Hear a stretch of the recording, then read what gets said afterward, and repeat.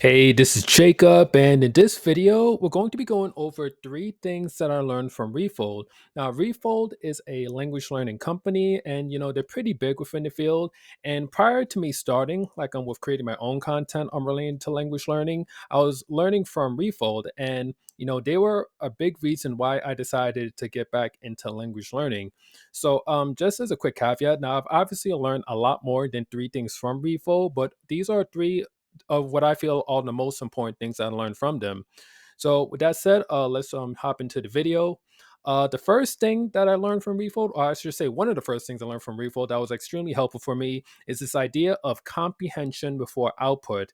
Like when if you ever done like, traditional language learning, a lot of times they'll try to get you to speak as soon as possible. Like they'll try to get you to learn a couple of words and try to create some sort of meaningful output. But one thing that really like kind of like turned my world upside down, so to speak, when it came to Refold, is that they didn't put such a huge emphasis on being able to speak or being able to output in a language. Now, of course, like being able to speak and being able to write in a language is important, but it doesn't necessarily need to be the first thing that you focus on. What is better to focus on first, and something that's generally a bit easier to focus on, is increasing your ability to comprehend the language. So that's being able to read it as well as being able to listen to it. Now, another thing that's also a bit practical in regards to focusing on comprehension is that your ability to speak or to write in the language is going to depend a large part on your ability to understand the language.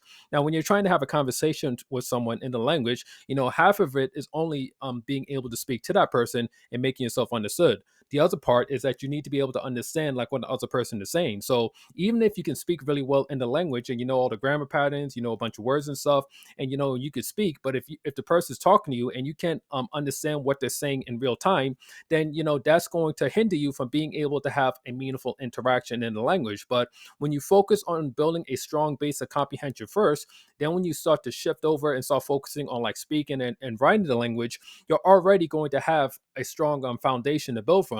So now it's not so much a matter of trying to understand what the other person is saying, but being able to speak and to write in a way that you can make yourself understood to other people. Another thing too that's which really useful as well, as far as like I'm building a comprehension, is that I highly recommend like creating a separate YouTube account for your target language. Now, if you're learning a language that's fairly like big and popular, like whether that's like English or like French or Spanish or whatever, chances are there's a ton of videos on YouTube that you can go and you can watch in your target language. So the best way to go about this is that you want to create a separate account, and then as you start on watching videos in your target language in that account, YouTube will start to figure out what kind of videos that you like, and it'll start to show you more of that. So it just helps to kind of keep things separate, especially like if you already have like a YouTube account and maybe you've already have it tuned a certain way based on stuff that you like in your native language. It's better You're better off just creating something separate that you can really seed and really just make it center around your target language. The next thing that I learned from Refold that was really useful for me is this idea of embracing ambiguity. Now, this kind of builds off the previous point, which is focusing on comprehension before output. Now, the thing is that when you first start learning your language and you start like consuming content in your language, you're gonna come to realize that you're not really going to understand very much. Even if you're watching like easy content, like you may be able to like pick out a couple of words here and there, but by and large, there's going to be a lot of things that you're not going to understand. And it's important that you sort of realize this and you're mentally prepared for this beforehand. Now, there are ways you can go about making content a bit more comprehensible or a bit easier for you to understand. But for the most part, you are going to have to deal with the fact that there's going to be things that you don't understand, and you can't allow that to frustrate you. One thing that you can do to help to minimize the frustration with not being able to understand things in your target language is to focus on what you do understand. I actually learned this idea from Refold that's called the noticing game. So the way that the noticing game works is like, let's say if you're watching some content in your target language, like let's say you have like the subtitles on, where you can like see, you can read, and you can also listen at the same time. You can pay attention to the words that you do understand. Like there may be like some words here and there, like every so often, that you may understand, that you may understand the meaning of, but there may be a whole bunch of stuff that you don't understand. So rather than focusing on all that other stuff, which is going to be very large, especially in the beginning, you just focus on the things that you do understand, and you just allow that to keep you engaged in the material, so that way you don't like start tuning it off, so to speak.